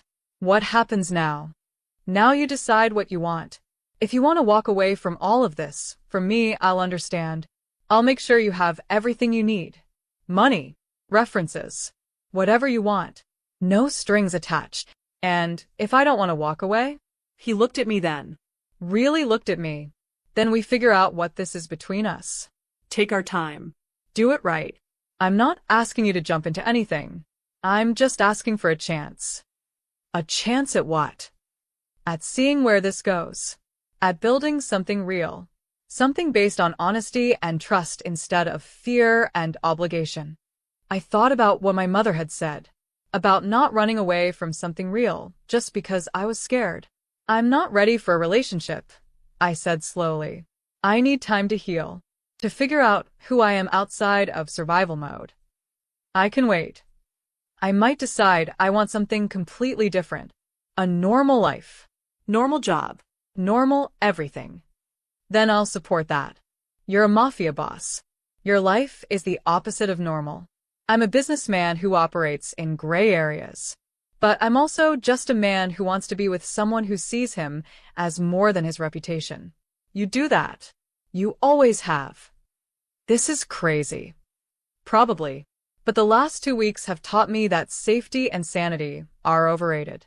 I'd rather have something real and complicated than something easy and hollow. We sat in silence for a while, drinking coffee, watching the sun set over the lake. I'll stay, I finally said. Not here. I need my own place. My own space. But I'll stay in your life.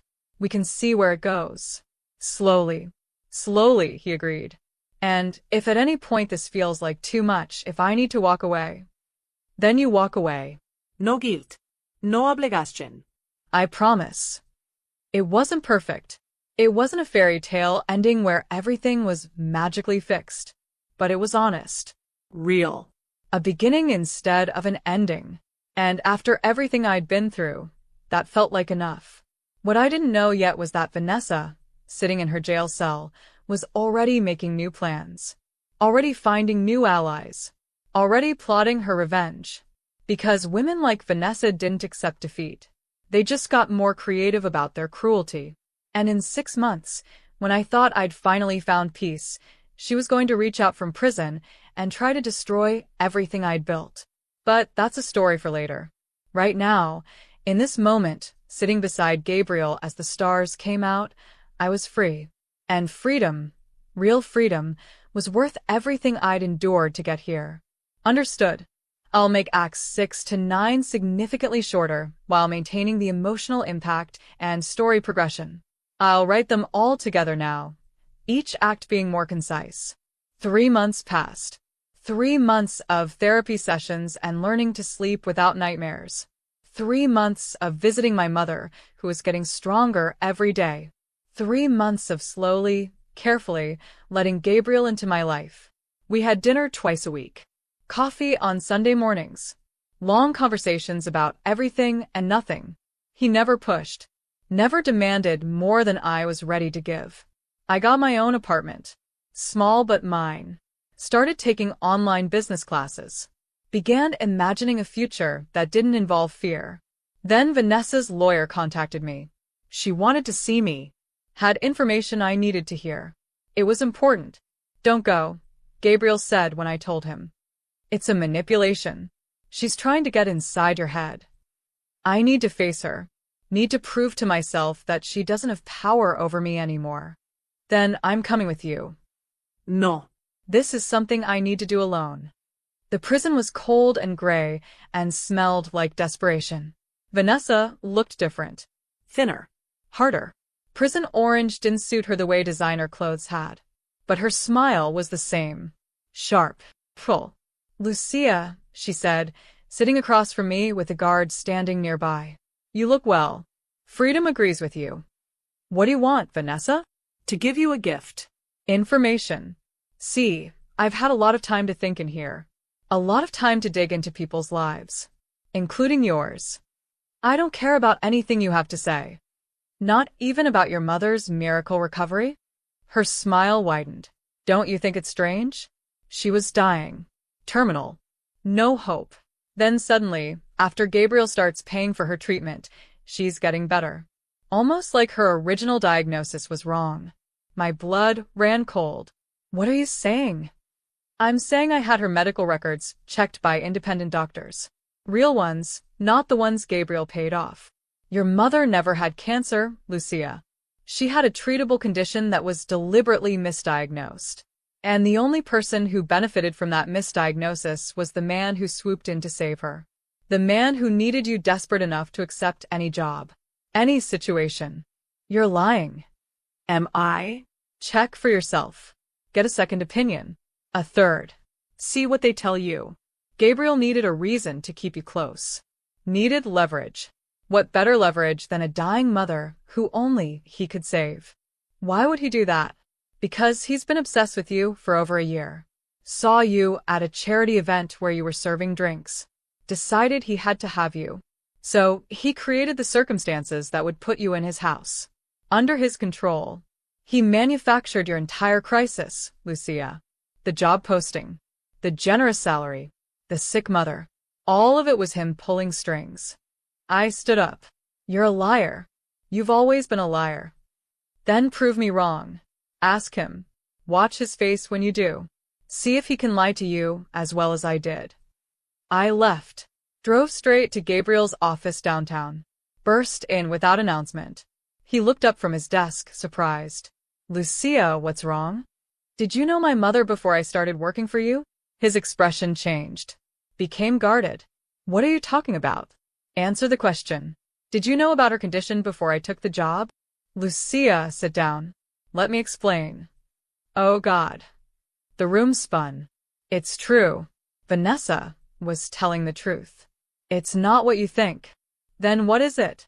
Tell me you didn't manipulate my mother's diagnosis. Tell me you didn't create this whole situation to trap me. He was quiet for too long. I saw you at an event, he finally said. You were working. You smiled at everyone even though you were exhausted. You had this light about you. This strength. I wanted to know you. But women in your position, they don't trust men like me. For good reason. So you made my mother sick? No. She was sick. But the doctors I sent her to, they exaggerated the severity. Made it seem terminal when it was treatable. I'm not proud of it. But I needed a way to bring you into my life. You needed a way to control me. No. I needed a way to know you. To be near you. I thought once you were working for me, I could show you I wasn't the monster everyone thinks I am. I didn't know Vanessa would become one. But you let it happen. You let her abuse me for 2 months because it served your purpose. It made me dependent on you. Made me trust you. That's not true. I didn't know what she was doing until that night in the kitchen. Didn't you? Or did you just not care to look? You have cameras everywhere. You see everything. Tell me you didn't suspect something was wrong. His silence was answer enough. I trusted you. I whispered. I thought you saved me. But you're the reason I needed saving in the first place. Lucia, please. Let me make this right. There is no making this right. You built our entire relationship on lies. Everything I thought we had, it was based on manipulation and control. Just like with Vanessa. You're both the same. I'm nothing like her. Aren't you? She controlled me with threats. You controlled me with false kindness. The methods were different, but the result was the same. I was never free. Not with her. Not with you. I turned to leave. Where are you going? He asked. Away from you. Away from all of this. I'm done being someone's puppet. What about your mother's treatment? I looked back at him. Is that a threat? Are you saying if I leave, you'll stop paying? No. I would never. The treatment continues regardless. I'm just asking what you're going to do. I'm going to take my mother somewhere you can't find us. I'm going to start over. And I'm going to forget I ever met you. I left his office. Left the building. Got in my car and drove. But I didn't know where to go. Didn't know how to process what I'd learned. That everything I believed was a lie. That the man I'd been falling for had orchestrated my entire nightmare. I ended up at my mother's facility. Told her everything. Watched her face crumble as she realized the truth. We need to leave, I said. Tonight. Before he can stop us. Baby girl, where will we go? I don't know. Somewhere far away. Somewhere we can be safe. But my treatment. We'll figure it out. I'll get a job. Multiple jobs. Whatever it takes. But we're not staying under his control. That night, we disappeared. I emptied my bank account. Got a car from a friend who didn't ask questions. Drove west with my mother beside me and no destination in mind. For 2 weeks, we ran. Stayed in cheap motels. Paid cash for everything. Avoided cameras and main roads. My mother's condition started deteriorating without her regular treatments. She tried to hide it, but I could see the fatigue, the pain, the fear in her eyes. We need to go back, she finally said. I need proper care. He'll find us if we go back. Then let him find us. Because I'd rather die free than live like this, and I'd rather you learn to forgive than spend your life running. Forgive him? After what he did? He lied. He manipulated. He was wrong. But he also saved me, protected you, destroyed the woman who was really hurting you. People are complicated, baby. They can do terrible things and good things, sometimes at the same time. I don't know if I can trust him again. Then don't. But don't throw away something real just because it started wrong. Every good thing in life is messy. Every relationship has problems. The question is whether the good outweighs the bad. I didn't have an answer, but I knew she was right about one thing. Running wasn't working. We needed a real solution. So I did something I swore I'd never do. I called Gabriel. He answered on the first ring. Lucia. Thank God. Are you safe? My mother needs treatment. Real treatment. Can you arrange it? No strines. No conditions. Just help her. Of course. Where are you? I'll text you the address of the hospital. Meet us there. But Gabriel, this doesn't mean we're okay. This doesn't mean I forgive you. I know. I'll be there in 3 hours.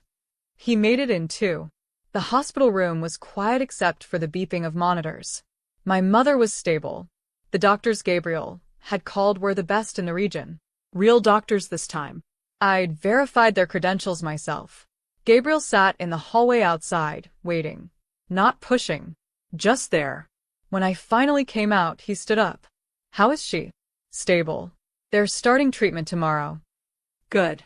That's good. We stood in awkward silence. I'm sorry, he finally said. For everything.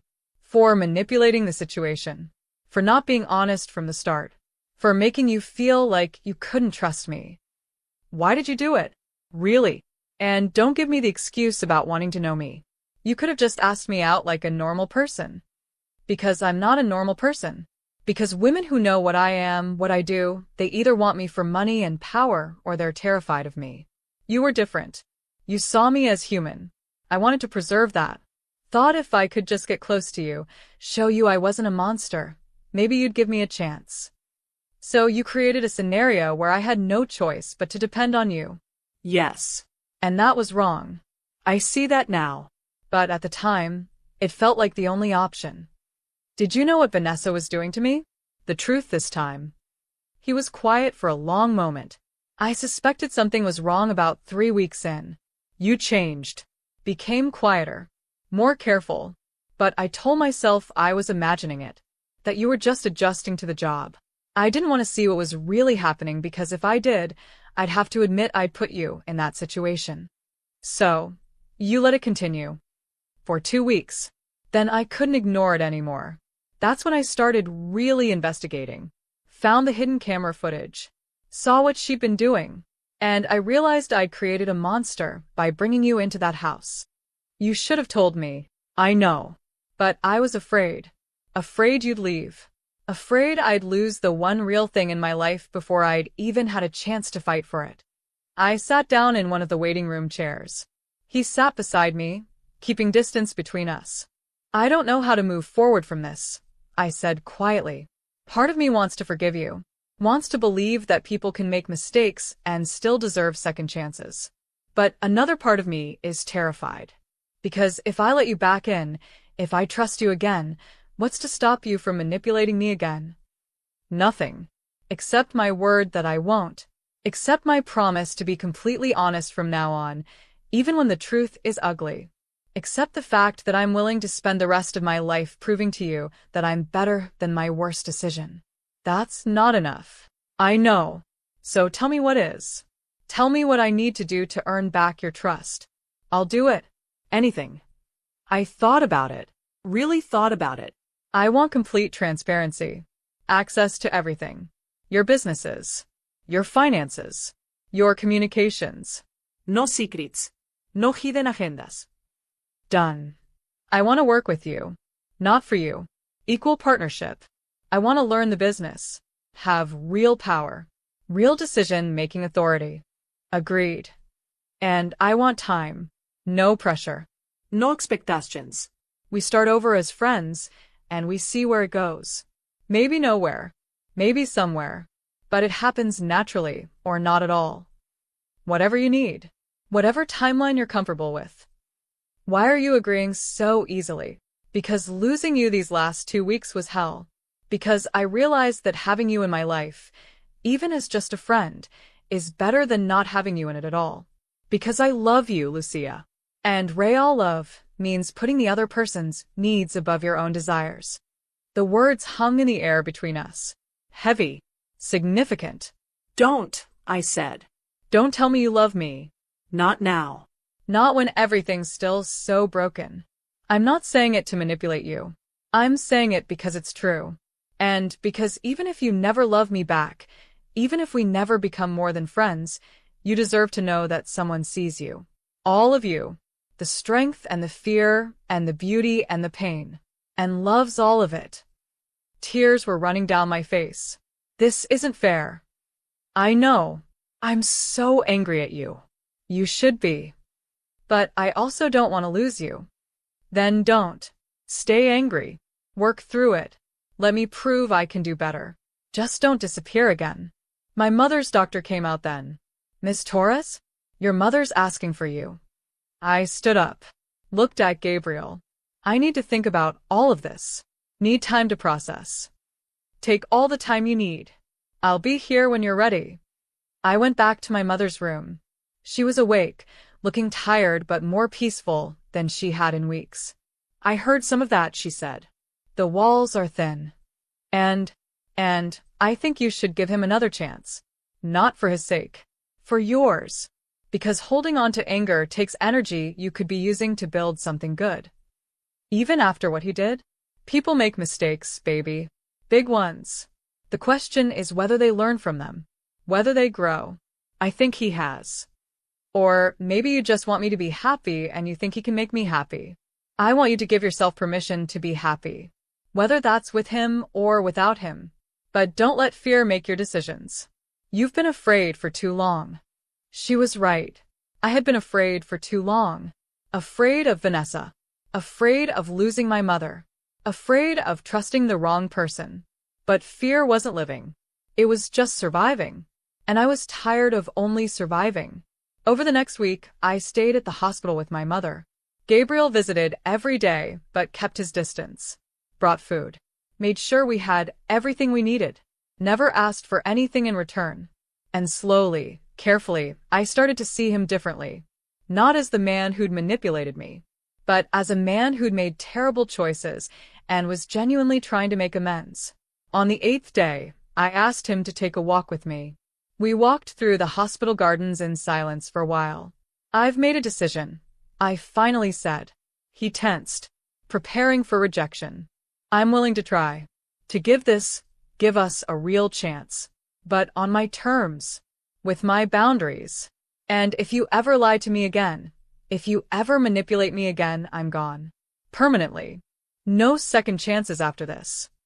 I understand. Do you? Because I'm serious, Gabriel. One more betrayal, and I'm done. Then I'll spend every day making sure that never happens. Okay then.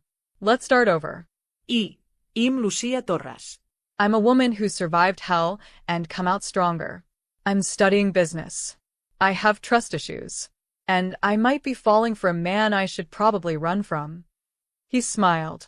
A real smile. I'm Gabriel Moretti. I'm a man who made terrible choices, but wants to do better. I run businesses that operate in gray areas. I have control issues. And I'm definitely in love with a woman who's too good for me. So, what do we do now? Now we take it one day at a time. Build something real. Something honest. Something worth fighting for. I held out my hand. He took it. And for the first time in months, I felt like maybe, just maybe, everything was going to be okay. 6 months later, everything had changed. My mother was in remission. Real remission. Verified by multiple independent doctors. She'd moved into a small house near my apartment. Close enough to visit, but far enough for independence. I'd started working with Gabriel, learning his businesses, the legitimate ones and the less legitimate ones. Turned out